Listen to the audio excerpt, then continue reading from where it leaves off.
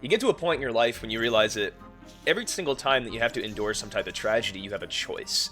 You have a choice of how you want to react to situations, and you might think that this isn't really a choice, but bear with me. Something bad happens to you, and you could think, oh man, this sucks. Why'd this happen to happen to me? Life sucks. You know? You can do that within reason. I'm not saying like, oh, be an alpha male, don't have emotions, you know? Emotions are for women, weak women. That's not true. I'm not saying that at all. I don't espouse that belief. I don't believe that. What I believe is that you should feel your emotions.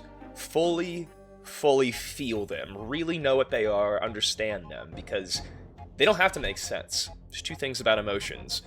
I know I'm getting off on a tangent here, but this is very vital information, and if I can put it into the annals of the internet, then that is what matters to me. Two things about emotions. Number one, they don't have to make sense. Like, they're not logical.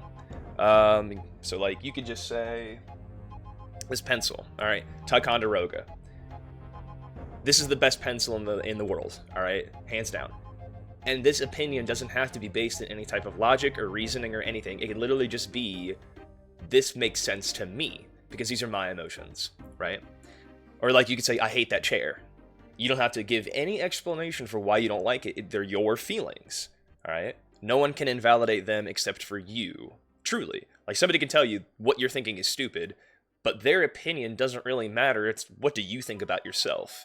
Do you think you're stupid? Because their opinion doesn't matter if you don't think that. But anyway, the other thing you have to know about emotions is that they're inevitable. They're going to happen. You can't ignore your emotions, because the example I like to give to people, and I always wish I had a balloon on me, just so I can prove this point, but a balloon. You blow it up, and then once you have the balloon, it's full of air. How do you get the air out of that balloon? Let me ask you, Raba. Let me ask the audience. How do you get the air out of the balloon? There's two ways.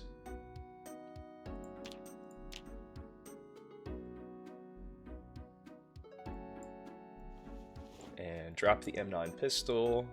Just make sure you guys are still listening to my tangent, you know? Because you're the ones I'm talking to. Well, that's not true, because when I record this, anybody could potentially, you know, pop it, right? What's the other way? Instead of just popping it, what's the other way to get the air out of the balloon? Love the tangent. You pop it, right? Most people would think that. The other way to get the air out of the balloon is just slowly... Exactly, right. You know, that really annoying fucking sound. Whenever somebody complains, that's the sound they're making. And that sounds like a really narcissistic, evil thing to say, but hear me out here.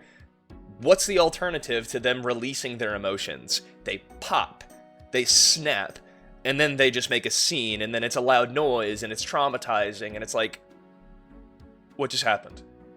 So one option is you let the air out of the balloon very slowly, very annoyingly, or you pop. That's the thing that I like to think about emotions, is, you know, they're inevitable, they're gonna happen, and you have to take that into account. You can't just stuff them deep down inside and pretend that they don't exist. That's not possible. It's not smart. It's possible. Many people do it. It's just not a wise decision to make, in my opinion. Because you make your life a whole lot more miserable instead of just feeling your feelings. Alright, tangent over.